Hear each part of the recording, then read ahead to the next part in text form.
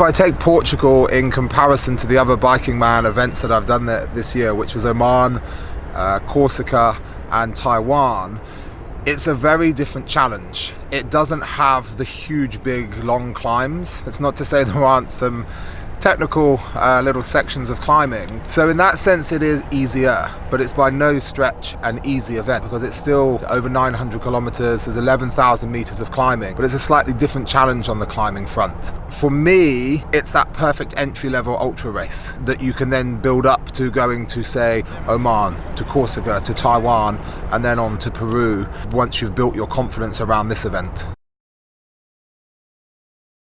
There's areas of difficulty, there's areas of beauty, and there's those moments where you just stop and think, this is incredible and I'm experiencing something that I can't get anywhere else. I think for Portugal, you can come here to really race.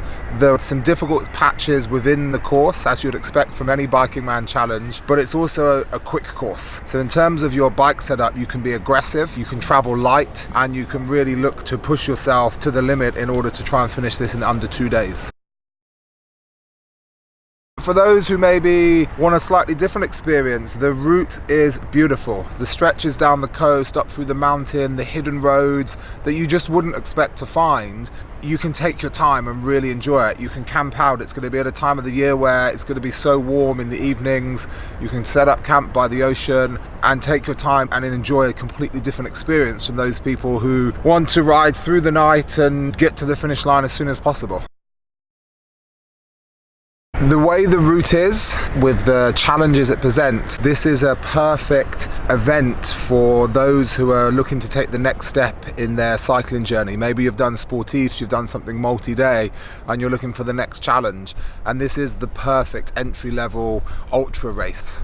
The great thing about this route is it's challenging, it's rewarding, but if you haven't done something like this before, it's also a great opportunity to come and learn about yourself, about your bike setup, about what kit you might need, what kit you might not need. Because what happens is you do these ultra events, you start to evolve, you start to learn and gain more knowledge, and you don't want the learning curve to be so steep that it breaks you and puts you off from doing something else. And I think Portugal is that perfect gradient of a learning curve to give you enough to want to do more and then take on something far bigger.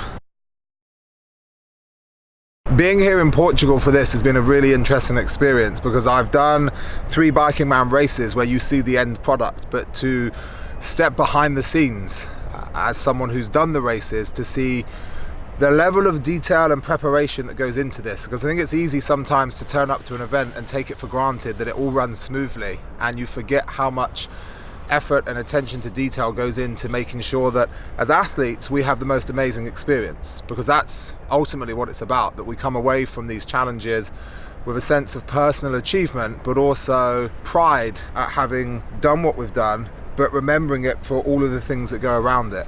And it's been fun, I won't lie. It's been really good fun coming here, working with the guys and seeing their passion and their vision for trying to create something that will give everyday people experiences for the rest of their life. Things that they will look back on in years to come and say, do you know what? I did BikingMan Portugal.